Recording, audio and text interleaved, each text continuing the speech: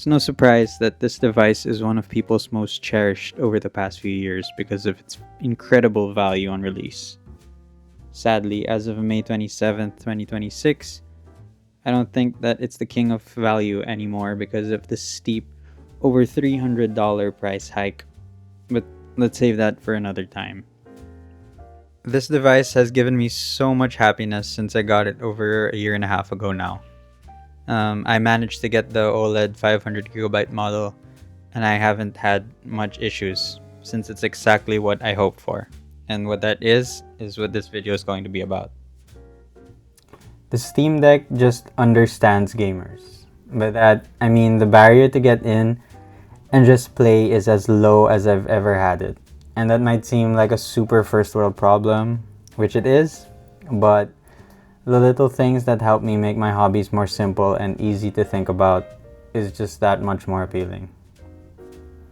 And there's so much more stuff I can play here on this device. From games from Steam, to emulation, to PS5 streaming, to honestly anything because you can boot the thing as a Windows device if you want. Most of my hours on the deck have been on indies and smaller games. Mostly stuff that I can just hack away at night or when I have spare time. The game I've been absolutely obsessed with the past few weeks, I think even months now, is Slay the Spire 2. I was so excited for the release of this game. I played the first game during the pandemic. I never played any deck builder before this one, but I was familiar to the roguelike and roguelite genre. Little did I know I was playing the GOAT that was Slay the Spire 1. It's now regarded as like in the pantheon of roguelikes and deck builder games alike. And even one of the greatest games by those who've played it. And it honestly is so warranted because of how polished and great its gameplay and systems are. Not gonna lie though, it was super difficult at first. And I probably kept dying to the elites for my first 10-ish runs. I would outright avoid them, which proved to be a big mistake because the game's whole thing is high risk and high reward. Now I know it's about snowballing because you want to fight the elites and the hard fights because they give you relics and a higher chance of getting better cards. And in turn, it gives you a better chance at fighting more elites and mobs and so on. So I played this game, the first game, so much on my phone. Just on the way to work, on the train, on the bus, walking, taking a dump. It's always been my go-to, just crank one out when there's nothing to do and there's no Wi-Fi or I don't have data. So when they announced the second one, around April-ish of 2024, over 5 years since the launch of the game, people meaning me, were so excited for how Megacrit was gonna pull off, even meeting or surpassing the level set by their first game. And honestly, in my over 85 hours now in Slay the Spire 2 Early Access, I think they've done it again. It has mostly the same backbone from the first game, with 2 new characters and a revamped system like enchantments and new ancients that help you more through your run, with new relics. Although this game is in early access, I would think around 70% of what you'll see on 1.0 release is already here. It's just a matter of time, fine-tuning the characters, the cards, and the enemies. And speaking of the characters, every single character has been super fun to play. The classic, Ironclad, Silent, Defect, are all still here. And my favorite from the first game was honestly Defect, and he's even more fun to play now. When you consider the enchantments and all the buffs, and added new synergies to cards and relics, this game is absolutely shaping up to be one of my favorite games ever. I suggest, even if this game might not be your cup of tea, might not be your thing, I really think you should still try it out. Worst case scenario, you know, for certain you're never touching the deck builder genre again, because honestly, this is the best that the genre has to offer. The next game I want to talk about is Vampire Crawlers. So I've been back to backing deck builder games, a heat check if you will, and I just can't get enough. I don't know if it's the thrill of fighting gauntlets of enemies or the super addictive loop of constructing cards that match together to make super bonkers synergies. I think that's my favorite part. And I think it's probably both. So I've been playing so much of this game, and it's the second game from developer Ponko, who made this super smash hit Vampire Survivors, a bullet hell roguelike. I must say I didn't think anyone would have expected them to make this their follow-up, but I am so for it. I had lots of trust in the devs to make this as fun and as addictive as Survivors is. They understand how to hook you with that insane loop of dopamine hits.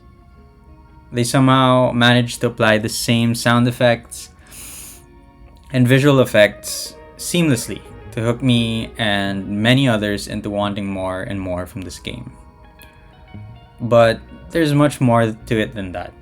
If you've played Vampire Survivors, then many of the items, characters, and the setting is very familiar here. Like Garlic, the Holy Bible, characters like Poe. The gameplay loop is about hitting combos that correspond to mana value in each card. So you'd want to start your card with ideally, you'd want to start your hand with a 0 valued card, then 1, and then so forth. Each successive combo makes the next card that much more effective. Every character has a different starting deck, so this makes gameplay more varied and unique. Each character also has innate abilities that help them scale through the runs, incentivizing different playstyles. What really hooked me though was its presentation. I love the retro grid-based dungeon-style aesthetic akin to games like Doom or Wizardry. I didn't grow up playing those games, but they always felt super cool to watch. Most of the time, I'm just admiring the layout and the 2.5 pixel art environments they've created. Can't wait to play much more of this, but maybe after my Slay the Spire 2 sessions. Mina the Hollower. Mina the Hollower is the follow-up game to the cult classic indie legend Shovel Knight. When I heard that Yacht Club Games' next game was going to be their quote-unquote Zelda-like, I was so excited. They make some of the most amazing pixel art that feels both modern and nostalgic. Where Shovel Knight had the NES aesthetic, they chose to give Mina the Hollower the Game Boy Color coat of paint, and it looks so good on the OLED. In Mina the Hollower, you're a mouse scientist who's credited for inventing an energy generator for Tenebrous Isle. One day, you're sent a letter that all of your generators that you've made on the Isle has been destroyed, and you're to go back and fix it as you're the only one who knows how.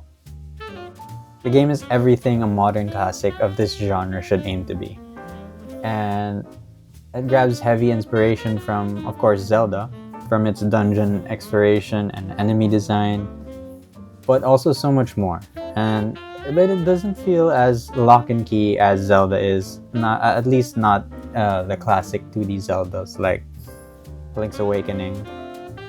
The modern aspect, it takes from Soft in regards to life management and bones, which are your souls. But it adds to the system where you have sparks. They innovate in this where sparks are lost upon death, and if you die with 0 sparks on you, then you lose all your money. Basically, it's an easier Souls-like experience.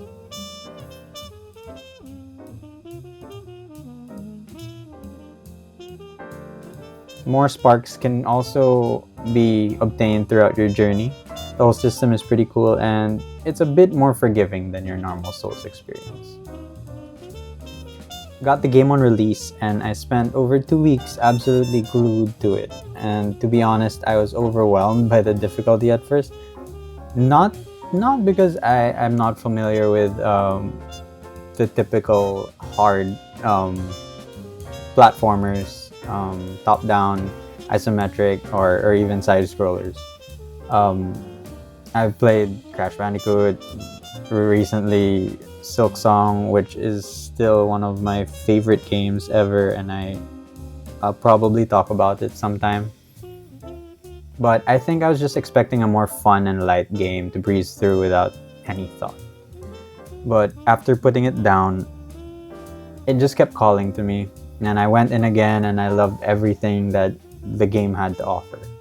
There's so much good to say about the game. I love the creativity in every part of the game's design, the freedom of choice in deciding where to go, and what to do.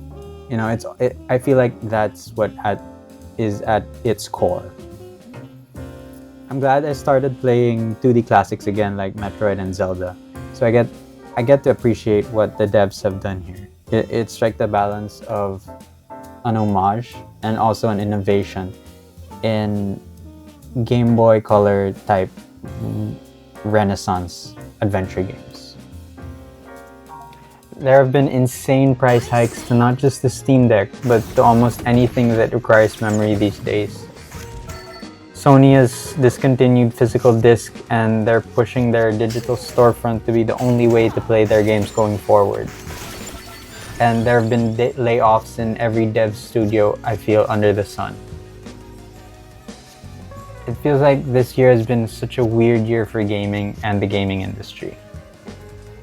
But personally, I feel like these 3 games are just a small slice of the bright light in the gaming landscape this year. So many games to spotlight, and there are so many brilliant developers putting their heart and their soul in their passion projects.